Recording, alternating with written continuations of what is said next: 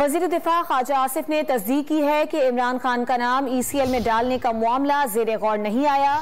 واضح کیا کہ نواز شریف کی واپسی پر پارٹی میں کوئی بات نہیں ہوئی۔ انہوں نے امریکہ کے ساتھ فضائی حدود کے کسی معاہدے کی بھی تردید کی، ساتھ ہی آرمی چیف کی تعیناتی سے متعلق قبل از وقت فیصلہ غیر ضروری قرار دیا۔ وہ ڈان نیوز کے پروگرام نیوز وائس میں گفتگو کر رہے تھے۔ عمران خان کا نام ECL میں ڈالنے کا معاملہ زیر غور نہیں آیا۔ واضح کیا کہ نواز شریف کی واپسی پر پارٹی میں کوئی بات نہیں ہوئی۔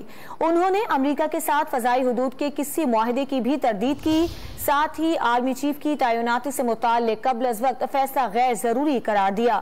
وہ ڈان نیوز کے پروگرام نیوز وائس میں گفتگو کر رہے تھے۔ عمران خان کا نام ECL میں ڈالنے کا معاملہ زیر غور نہیں آیا۔ واضح کیا کہ نواز شریف کی واپسی پر پارٹی میں کوئی بات نہیں ہوئی۔ انہوں نے امریکہ کے ساتھ فضائی حدود کے کسی معاہدے کی بھی تردید کی، ساتھ ہی آرمی چیف کی تعیناتی سے متعلق قبل از وقت فیصلہ غیر ضروری قرار دیا۔ وہ ڈان نیوز کے پروگرام نیوز وائس میں گفتگو کر رہے تھے۔